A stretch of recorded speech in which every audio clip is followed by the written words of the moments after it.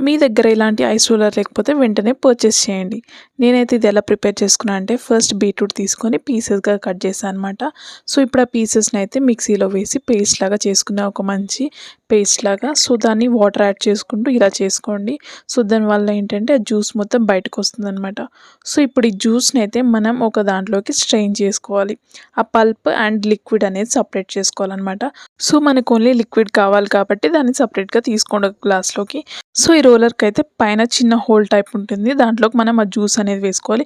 So, అది మొత్తం fill అవ్వాలి. ఇంకా రిమైనింగ్ పల్ప్‌లో కూడా కొంచెం కొంచెం వాటర్ వేసుకుంటే ఇది మొత్తం ఫిల్ చేసుకోండి.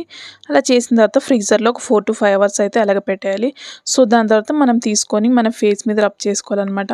సో, ఇలా చేయడం వల్ల ఏంటంటే ఒక మంచి కూలింగ్ ఎఫెక్ట్ ఇస్తుంది మన స్కిన్‌కి. అండ్ మన ఫేస్ మీద ఉండే పోర్స్‌ని కూడా టైటన్ చేస్తుంది. అండ్ స్కిన్‌ని ఒక మంచి టెక్స్చర్ ఇస్తుందనమాట. సో, ఇదైతే మీరు ట్రై చేయండి అండ్ మన ఛానల్‌ని సబ్స్క్రైబ్ చేసుకోండి.